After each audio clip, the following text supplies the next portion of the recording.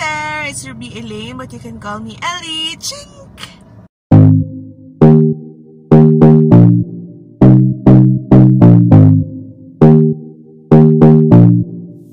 I am on my way to some appointments. Medyo easy day lang sa akin ngayon to since it's coding day. So, let's start na para makaalis na rin tayo. And this is Makeup Challenge Car Edition. Enjoy!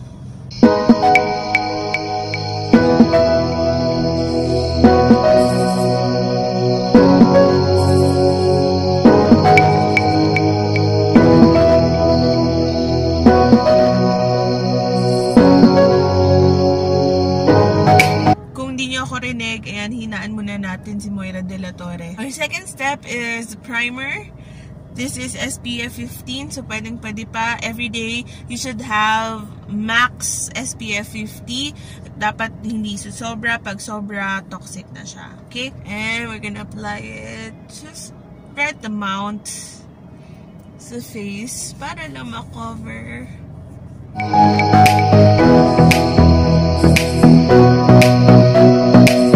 Nahin na lang natin itong satin lips para naka-prep din yung lips natin.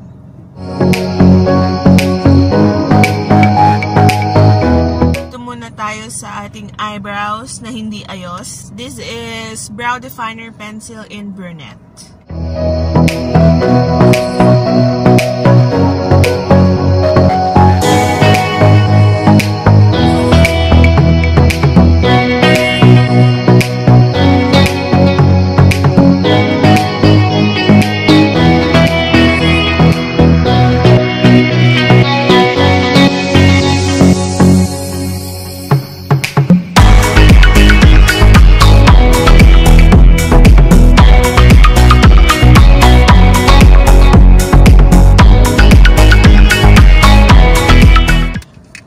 Step is our liquid foundation. I'm using now the Time Wise 3D liquid foundation in Ivory W130, the lightest sa Ivory series.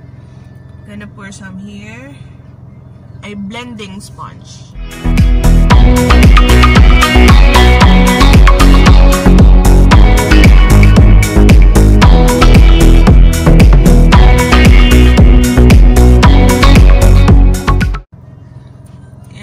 Kalimutan yung leeg.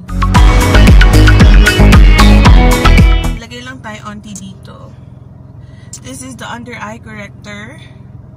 Para lang medyo hindi naman halata ang ating kaaybagan.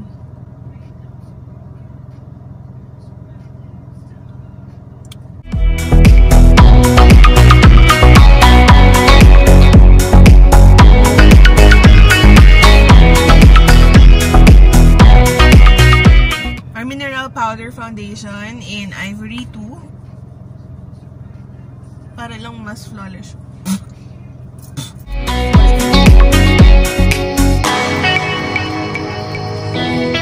So this is my palette. Latte, Shy Blush, Rosy Nude, tsaka yung highlighter. I'm gonna use these three. Shy Blush for my eyes, Rosy Nude, and Glazed for my cheeks.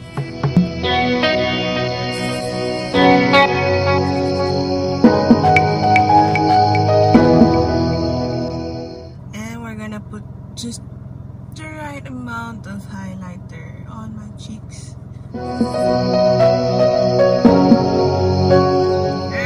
Then, Shy Blush for my eyes. Nagmamadali, so hindi na tayo magbabrush.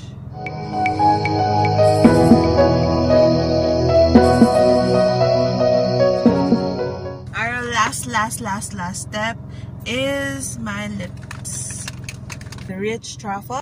It's semi-matte and it goes well with everything kasi lalo na if you're into nude colors, this is the perfect one for you. I love this. And our look is complete. See you later. Magdadrive lang ako. Bye!